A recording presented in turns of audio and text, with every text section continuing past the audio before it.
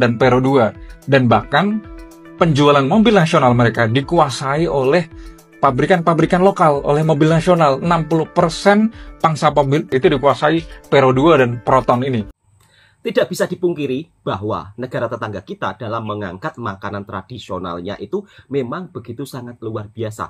Bahkan sampai-sampai membuat orang daripada Jakarta saja penasaran, rela terbang jauh ke Malaysia demi untuk menikmati hidangan makanan tradisionalnya.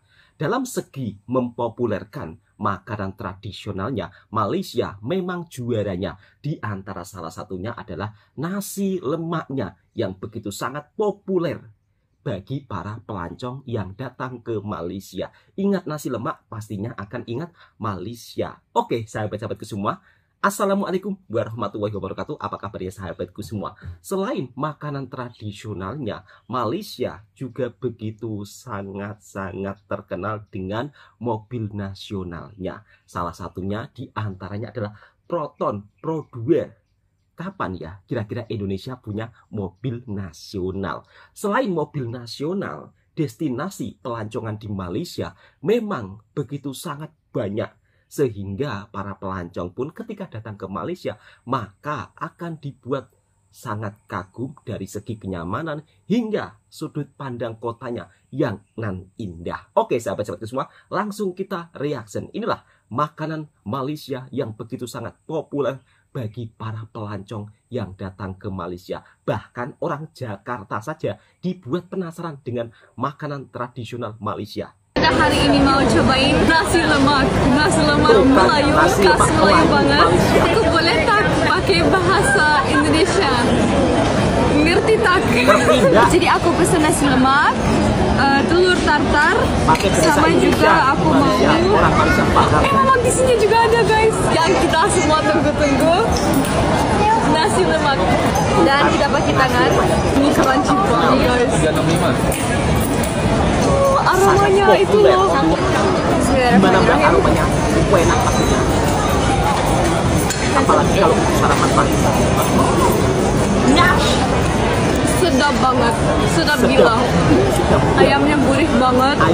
Sama di sini juga ada ikan-ikan kecil, kacang, ada telur, ada bonteng, dan ada juga saus rendang. Itu apa? Saus nasi lemak. Malaysia itu juga sangat populer. Aku suka banget, suka banget. Di Malaysia jangan di Malaysia juga Rating ini dari binatang 1 sampai 10, 100. Karena ini ayamnya benar-benar crunchy, sama juga ada aromanya. Nasi lemak Malaysia. Ini mobil nasional. Nah, kita mulai dari Vietnam dulu, yaitu si VinFast. VinFast ini diproduksi oleh Vingroup. Jadi Vingroup, menariknya mereka langsung ekspansi internasional. Jadi strategi dari Vingroup sudah di awal adalah go global. Mereka investasi di Indonesia 1.2 billion USD dan mau bikin pabrik di Subang. Mereka investasi 4 billion USD di Amerika. Mereka investasi 2 billion USD di India. Dan bahkan pemain global seperti General Motors di Vietnam itu diambil oleh VinFast. Selain bikin pabrik di Subang, VinFast ini juga menyediakan layanan taksi lewat Sun SM. Nah, ini taksinya warna biru Tosca kalau nggak salah ya. Jadi ini mirip-mirip kayak Bluebird begitu. Di Jakarta banyak ini. Dan sekarang masih banyak diskonan. Negara tetangga Malaysia juga punya mobil nasional. Nggak tanggung-tanggung, mereka punya 2, Proton dan Peron 2. Dan bahkan penjualan mobil nasional mereka dikuasai oleh pabrikan-pabrikan lokal, oleh mobil nasional. 60% pangsa mobil itu dikuasai Peron 2 dan Proton ini. Kalau di Indonesia dikuasai pabrikan Jepang, 85%. Jadi strategi Malaysia untuk mengembangkan mobil nasional itu dengan jalan menginkubasinya dari awal. Jadi contohnya Proton. Proton itu dulunya dipegang oleh Khazanah Nasional. Kalau di Indonesia ini semacam Badan Antara. Sedangkan Peron 2 itu dipegang oleh PNB, Permodalan Nasional Berhad. Nah, ini semacam PMN kalau di Indonesia, penyertaan modal negara. Dan ini agak berbeda dengan strateginya Vietnam. Kalau Vietnam dia langsung digarap oleh konglomerasi besar, oleh Vingroup ini. Dan perjalanan dari Proton dan Peron 2 ini juga sudah sangat lama. Proton contohnya itu diinisiasi di bawah pemerintahan Mahathir Mohamad 1983. Kita 1996 punya mobil nasional juga namanya Timor. tapi tidak berselang lama kemudian tutup. Jadi awalnya diinkubasi pemerintah, berjalannya waktu agar terjadi inovasi, terjadi perkembangan yang lebih baik, sahamnya mulai dilepas ke swasta. Contohnya dilepas ke DRB Highcom. Jadi Proton dipegang oleh salah satu konglomerat terbesarnya Malaysia, yaitu Tan Sri Al-Bukhari. Nah, ini dia adalah sahabat dari Mahathir Mohamad yang dulu ikut membangun Malaysia. Di tahun 2017, Proton kemudian dipegang oleh Zhejiang Geely Holding Group, pabrikan dari China yang pegang Volvo, yang kemudian juga masuk ke Proton untuk mengembangkan EV di Malaysia. Kalau Pero 2, dia berkolaborasi dengan Daihatsu, jadi dia bikin mobil-mobil yang murah, mobil-mobil yang compact, harganya sekitar 200 jutaan, sehingga laris manis di pasaran. Jadi membeli mobil Pero 2 itu bukan hanya karena jargon cintai produk lokal, tapi karena memang kualitas dari mobil Pero 2 ini bagus, kemudian harganya murah, kisaran 200 jutaan dibandingkan dengan mobil-mobil pabrikan Jepang yang harganya 500 jutaan. Kemudian dia compact, jalanan yang ada di Malaysia, dia juga cocok dengan iklim tropis. Jadi ini yang menjadikan dia punya daya saing yang bagus dengan mobil-mobil pabrikan lain. Mobil itu adalah assembly industry. Jadi dia membutuhkan vendor-vendor lain, dia membutuhkan partner-partner lain. Bahkan dalam satu mobil itu ada 30.000 komponen. Jadi pabrikan mobil pasti butuh manufacturing yang established, dia butuh supply chain yang established, dia butuh sistem yang mendukung perakitannya. Pabrikan otomotif mulai berjalan, apa yang terjadi? Dia akan involve vendor-vendor yang lain. Dia butuh kaca, dia butuh aluminium, dia butuh seat belt, dia butuh karet. Dan itu semua diambil dari produsen-produsen lokal. Nah, jadi ketika pemerintah memberikan subsidi untuk pembelian mobil baru, diharapkan agar industri otomotif berkembang. Dengan demikian, industri-industri sokongan yang lain juga turut berkembang. Artinya, industri lokal juga ikut berkembang. Masyarakat mendapatkan pekerjaan. Mereka dapetin duit lagi. Jadi, kenapa industri otomotif di Indonesia tidak berkembang? Beri pendapat kalian. Bukan hanya tentang nasi lemaknya saja yang begitu sangat viral di berbagai kalangan para pelancong yang datang ke Malaysia. Tetapi, Malaysia dalam industri otomotifnya itu juga berkembang sangat maju. Sedangkan di negara kita, di Indonesia, yang konon katanya akan punya mobil nasional sendiri, mobil SMK. Tapi sekarang entah hilang di mana. Beda dengan negara tetangga lainnya yang di mana punya mobil nasionalnya sampai berbagai dikirim ke seluruh dunia. Salah satunya Vietnam yang baru-baru ini punya mobil nasional sendiri. Malaysia tidak perlu ditanya lagi karena mereka sudah pemain lama. Sedangkan Indonesia yang negara besar, masa sih nggak mau buat mobil nasional sendiri seperti negara tetangga? Oke, sahabat-sahabatku semua, langsung kita ke video selanjutnya. Bagaimana pendapat orang Indonesia ketika melancong ke Malaysia dari soal segi suasana, kemudian tempat wisatanya seperti apa, apakah yang dirasakannya. Langsung kita simak dan kita reaksi bersama-sama. Video ini untuk berbagi informasi dan hiburan buat para sahabatku semua, bukan untuk membanding-bandingkan, enggak. Kalau ada sisi positif dari negara tetangga yang baik, ya perlu kita contohi biar kita juga maju bersama-sama. Seperti itu kira-kira. Kalau nggak ke Malaysia, aku nggak akan tahu. Kalau nggak ke Malaysia, aku nggak akan tahu. Waduh, lah kok masuk tandas, Mbak? Malaysia dulu sekali. Sampai detik ini aku masih bingung. Ya, yaitu masalah shower jetnya. Nggak ada kepalanya ya? Gimana ini? Ya. Jadi shower jet ini kamu harus putar dulu. Ini tuh harus diputar. Kebayang kamu duduk, kamu mau cebok, ya kan tanganmu satu pegang ini, satu harus muter ini dulu. Itu supaya cebok, orangnya itu kemudian ambil sabun, pegang lagi, matiin lagi. Oh, sungguh teramat ribet ya. Jadi saya nggak ngerti kenapa mungkin nggak ada ini, kalau ada jetnya. Kepalanya kan itu memang seperti ini. Biarkan begitu saja. Ruwet ya. Nggak ruwet sih. Ini rata-rata pada begini semua. Rata-rata pada begini semua. Yofi, kamu bingung dengan istilah bahasa di Malaysia? Nasi kandar KL Express buka 23 jam. Sejamnya ngapain? 1 jamnya kemana ini? Sejamnya ngapain? Memang iklan di Malaysia kadang-kadang 23 jam, sejamnya ngapain? bikin ketawa. Ya, prepare. 1 jamnya kemana ini? Ayo tanya-tanya, Mas. Hai, sekarang kita lagi ada di Kota Ling Street. Isinya itu banyak oleh-oleh gitu, tapi sekarang jam 8 belum buka. Ya, belum buka Mbak jam 8. Minimal jam 10. Harganya untuk makanan ini lumayan mahal, apalagi coklat. Tapi kalau misalkan barangnya kayaknya Pergi ke kampung baru. Ya. Kalau ingin makanan yang agak murah. Kalian bisa lihat. Selamat datang di Kota Tua Malaka. Di Kota Tua Malaka, ada apa ini? Episode 8, Umroh Backpacker. Oh, masnya umroh. Ini buat di seberang pelabuhan ini di Malaka. Sekarang di Malaka. Memasuki hari ke-10, alhamdulillah bisa masuk Malaysia lewat pelabuhan Malaka. Gua bakal langsung ke perbatasan Thailand. Wow, bersih banget sungainya. Juga. Namun Rapi. sebelumnya gua bakal menikmati sejenak. Nikmati dulu Mas. Sungai dan bangunan bersejarah. Sahdunya sungai. Kota tertua Malaysia. Di kota tertua di Malaysia. Wow. Sebelum meninggalkan pelabuhan, gua sempatkan makan nasi goreng yang gua beli sebelumnya di pelabuhan Dumai. Oh, beli di Indonesia, makan di Malaysia. Gua tinggal jalan kaki saja ke pusat keramaian yang menjadikannya salah satu destinasi wisata terbaik di Malaysia. Bukan saja di Malaysia Mas, tapi di Asia juga. Untuk eksplor kota ini. Tapi ada beberapa yang gue lewatin sambil mengarah ke terminal bus. Yang paling ikonik di kota ini adalah komplek bangunan merah yang terletak persis di bundaran 0 km kota Malaka. Bangunan penuh bersejarah. Statue Queen Victoria Fountain dan Chris Cruise Malaka menjadi area yang paling banyak diminati oleh wisatawan. Betul sekali. Termasuk para pelancong dari Indonesia.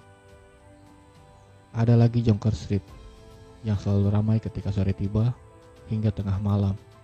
Isinya street food semua, sahabat. Tempat ini adalah surganya bagi para pecinta kuliner, pecinta makanan. Sepanjang jalan bakal ditemui berbagai macam jenis makanan. Betul sekali Mas. Minuman yang menarik untuk dicoba. Sebenarnya masih banyak beraneka ragam jenis makanan, semuanya serba yang wajib dikunjungi ketika berada di kota yang sudah mendapatkan gelar World Heritage dari UNESCO. Wow. Pada tahun 2008 yang bersamaan dengan Jeju Town di Penang. Luar biasa. UNESCO. Karena keterbatasan waktu, sudah jadi gua dapat penghargaan dari UNESCO dan nunggu keberangkatan bus ke Rantau Panjang di sana. Jadi gua mau nunggu di terminal aja, soalnya hujan juga sih.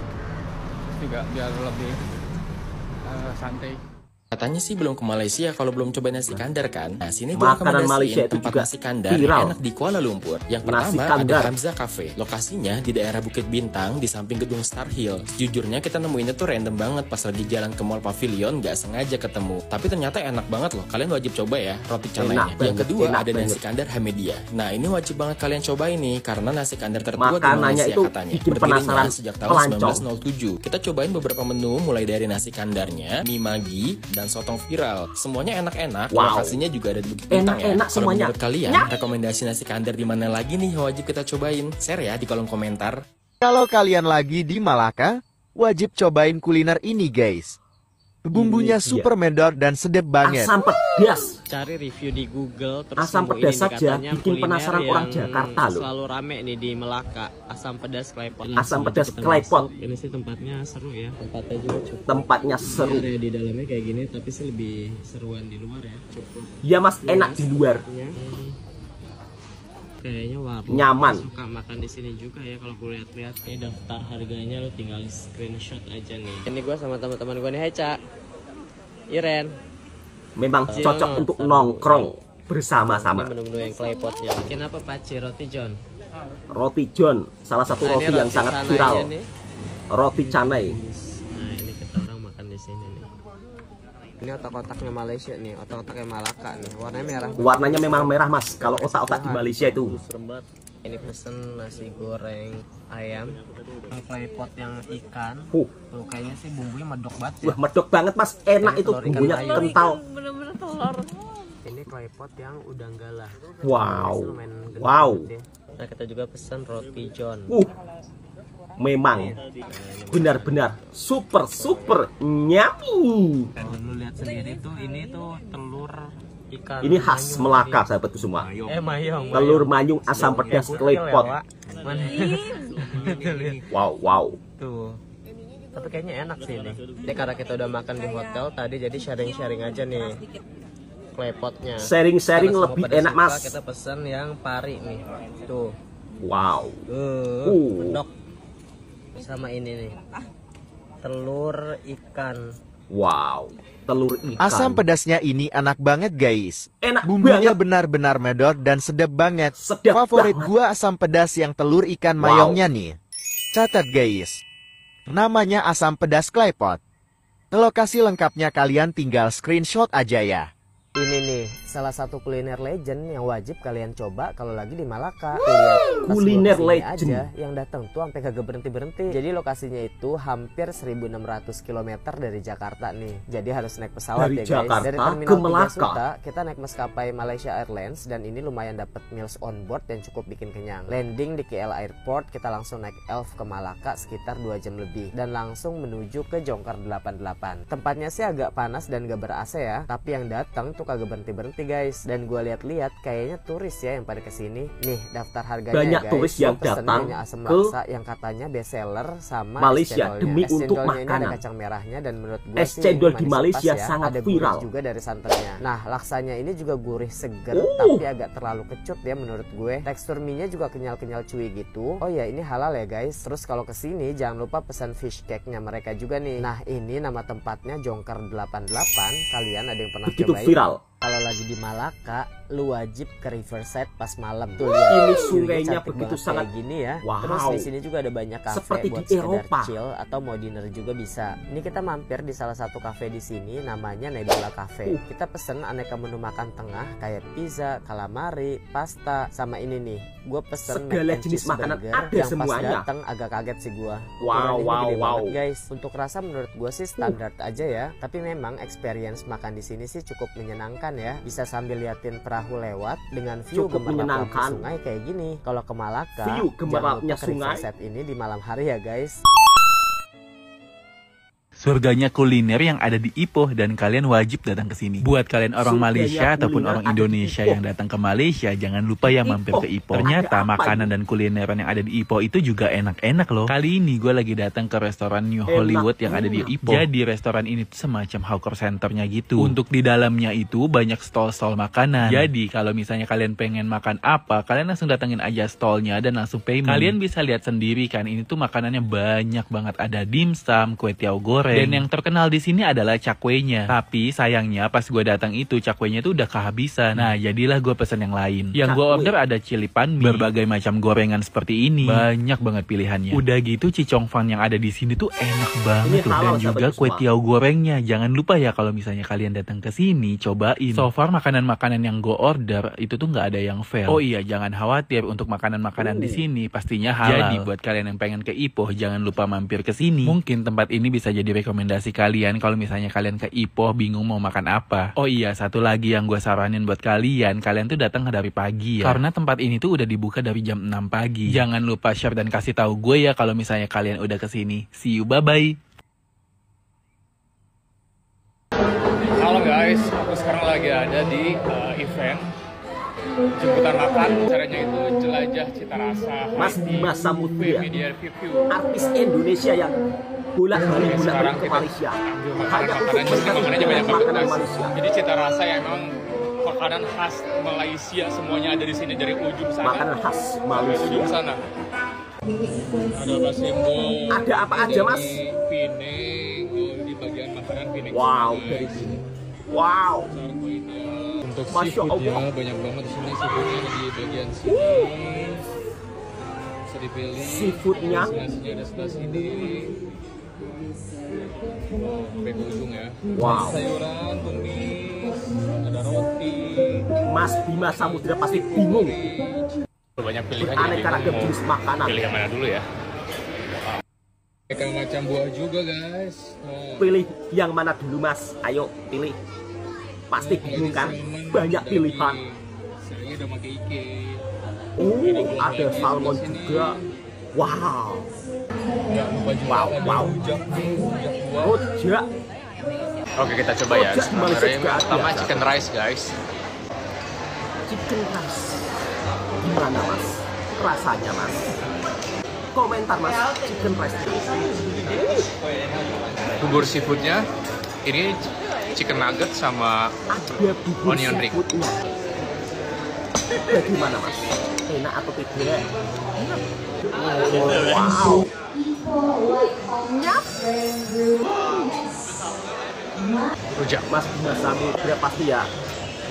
Kalau seperti ini ya bolak-balik ke Malaysia ya, Mas. Rujak di Malaysia juga ada satu itu semua. Salah satu artis Indonesia yang begitu sangat cinta dan suka dengan makanan Malaysia, rela datang jauh dari Indonesia demi untuk menikmati hidangan berbagai aneka jenis makanan di Malaysia. Kalau kami ya kurang lebih ya sama seperti di Indonesia ya, tapi mereka juga ada Malaysia. Mantap betul, Mas. Kenyang, Mas. Saya pun sampai seolah-olah merasakan makanan tersebut. Benar-benar super nyambung banget, guys. Jadi untuk kalian yang pengen datang ke sini, harganya itu per pax itu 158 ringgit. Untuk dewasa, kalau untuk anak-anak 79 ringgit. Berbaloi nggak? Berbaloi. Nah, itulah sahabat-sahabatku semua, keanekaragam jenis makanan di Malaysia hingga tempat wisata di Malaysia. Orang Jakarta pun sampai-sampai rela terbang jauh dari Jakarta ke Malaysia demi untuk menikmati hidangan berbagai aneka jenis makanan yang ada di Malaysia. Memang bicara soal makanan Malaysia ini beragam banyak jenis karena di Malaysia negara yang berbilang kaum.